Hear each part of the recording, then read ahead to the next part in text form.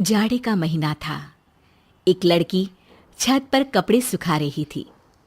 पड़ोस में एक लड़का राहुल, जो बाहर से आया हुआ था, सोचता है कि कितनी छोटी लड़की है ये और कितना काम कर रही है। लड़का अपनी माँ से पूछता है, माँ, ये लड़की कौन है? अंकल की बेटी है क्या? अरे नहीं बेटा, इसका नाम रिया है। ये बाल विधवा है।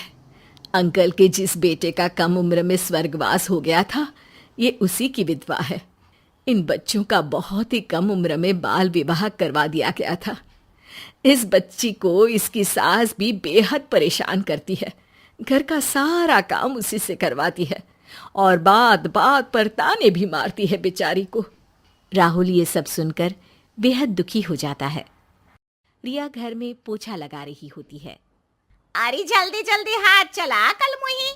जल्दबाजी में रिया का हाथ टेबल से टकराता है और फूलों का गमला नीचे गिरकर टूट जाता है।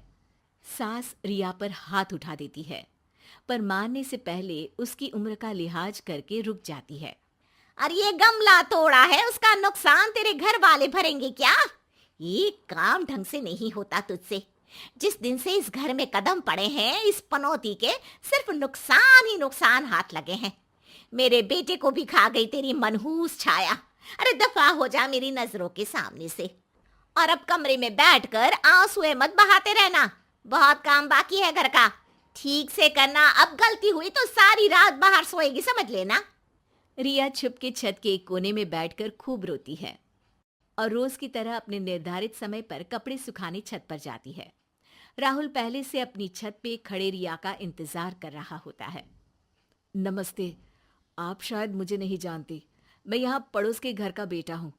पढ़ाई के लिए दूसरे शहर में रहता था और वहीं नौकरी लग गई तो यहाँ छुट्टियों में ही आना होता है। राहुल बात करने की कोशिश करता है, लेकिन रिया जवाब नहीं देती और धीरे से नजर झुका लेती है। अब मैंने आपके बारे में सुना, मुझे बहुत बुरा लगा। आप मुझसे शेयर कर सकती हैं अगर चाहे तो। जी नमस्ते। नहीं, ऐसी कोई बात नहीं है। इतने में रिया की सास वहां आ जाती है। रिया घबरा कर कांपने लगती है। कल मुही, तुझे शर्म नहीं आती? मेरे बेटे की विधवा होते हुए दूसरे लड़कों से गप्पे मार रही है। रुक, तेरी तो खबर लेती हूँ आज। नहीं नहीं सासू माँ, मैंने ऐसा कुछ भी नहीं किया है।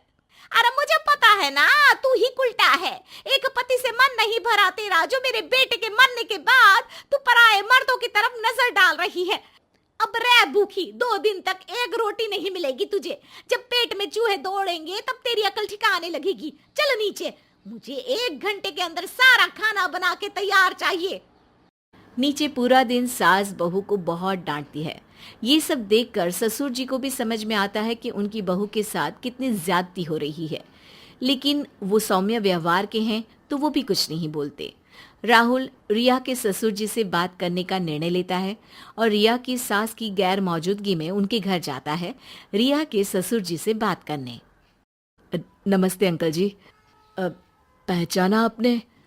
जी मैं वही हूँ जिसको आप लोग गलत समझते हो।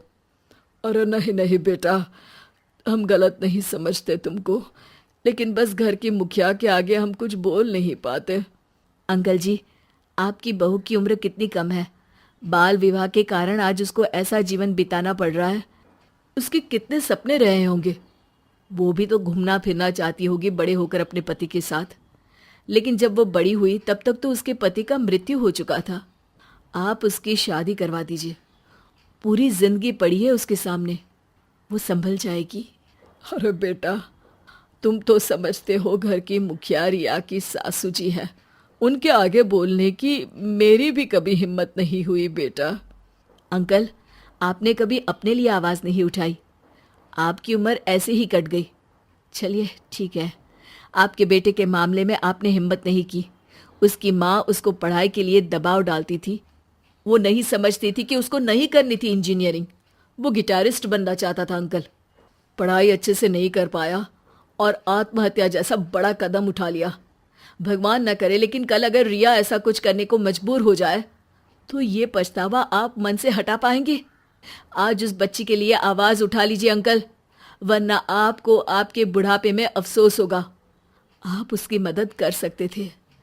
आप उसकी जिंदगी खराब होने से बचा सकते थे। ससुर जी राहुल के जाने के बाद अपनी आराम कुर्सी पर बैठकर इस बारे में बहुत सोचते हैं।